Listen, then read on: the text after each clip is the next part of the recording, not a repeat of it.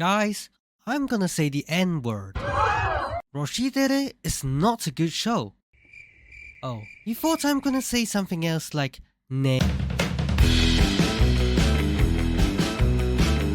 I know you read the title, and I can already see some of you raising your pitchforks coming after my ass. Hey, I absolutely loved the series at the beginning of the season. As a guy who'd never touched the manga or the light novel, the premiere of the show immediately hooked me on. I was introduced to the tsundere Russian girl Alya. She sits next to the main character in class while being an absolute asshole to the dude.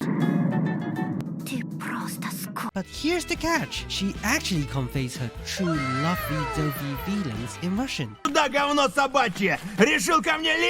No, not that kind of Russian, this kind.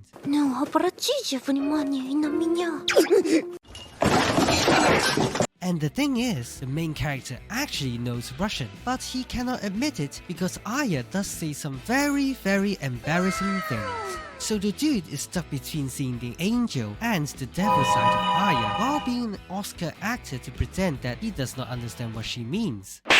Now trust me, I have seen tons and tons of romance shows.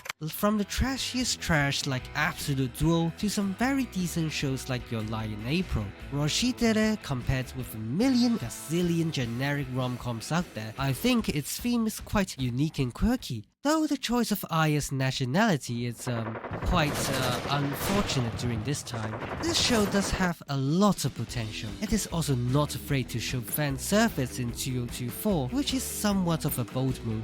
Apart from Alya, there are also several characters introduced at the beginning of the show. First, we have Alya's sister Maria, who is a very caring person who likes to pat people's heads. Oh, I wish that were me. Then we have the one and only Yuki Suo, who is, spoilers for the third episode, the main character's actual sister. This girl is absolutely insane. She spits facts.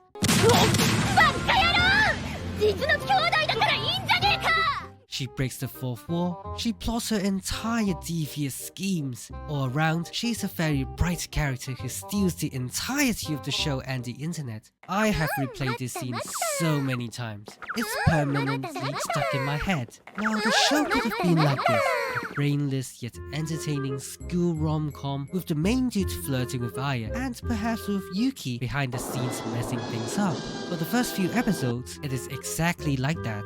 Plotless yet entertaining. This works for tons of other rom-coms out there. Toradora, Skigakile, just to name a few. But at the same time, plenty of rom-coms have their own serious plot too, like Bunny Girl Senpai, Midlife, and this one as well, I guess. But here's where the trouble begins. Roshidere does have a main plotline in the later episodes, which is the school council president election. Alya and the main dudes team up in the school council presidential election, where they take on the fierce opponents of Yuki and the glasses girl, in which I forgot the name. The stakes are super high as the final battles in Attack of Titan.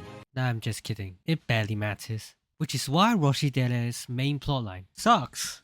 Guys, they are electing to be a normal school council president. It's not like in Kill la Kill where the president can enjoy immense power or they can dominate the world or anything. They are just a normal student council, aka being the teacher's pet or personal slave. Wow, I'm sure students love doing administrative work. Perhaps this is good training for the future corporate slaves, where they have to do the same thing in the next 40 years. I recall my own personal experience of voting in school council elections. Literally nobody in school cared about the election, and I'm very sure the same principle applies to the actual students inside the show, as well as the viewers. There is just simply no stake involved in the election. The outcome of the election impacts 0 people. That's why I just find it unbelievable. There are so many people who showed up in the damn debate. Perhaps 1/3 will be more accurate. A serious plot is not a bad idea, but come up with something else. Not school council elections. The second issue of the show lies with Alya.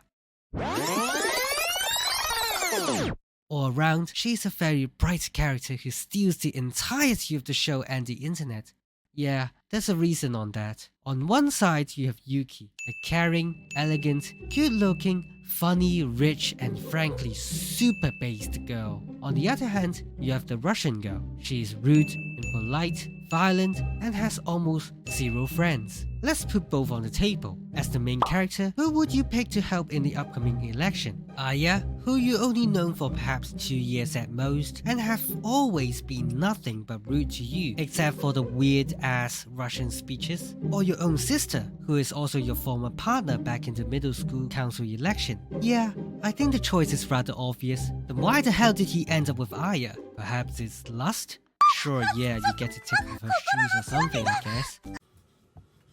It's time to stop! Bloody hell, mate. Alya's decision to enroll in the school council presidential election is questionable in the very first place. She has very little social skills. As seen in the football club incident, she gets triggered by almost everything, and she has way less council experience compared to Yuki. Without the help of the main character, what are the chances of her actually winning?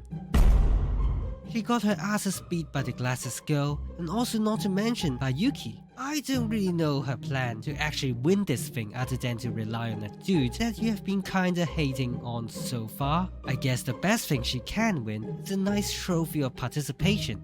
You know what she really needs though? It's some proper anger management classes, a therapist, and some actual friends. Guys, it's 2024. Mental health is kind of a big thing going around here, so Alya should take care of her mental well-being. And also what triggers me even more is the debate scene initiated by the glasses girl. In one episode, she is super mad at the main dude teaming up with Alya instead of his former partner. She said they were a perfect match for each other. But now she's mad because Kuse went with somebody else that is not in her perfect fantasy.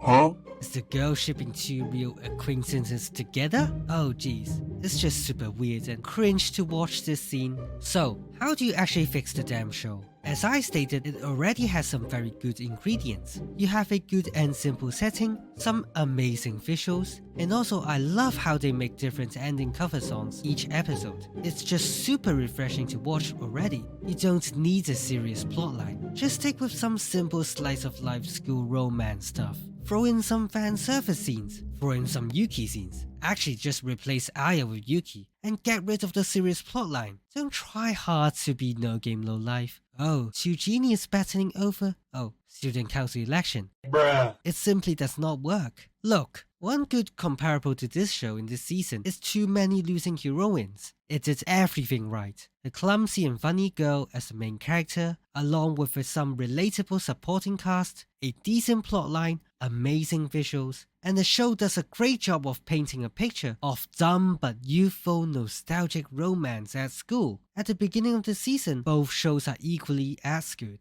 But now, the difference is really quite substantial. So, what do you guys think of this show? Whether you agree with my points or not, leave your comments below. Thanks for watching!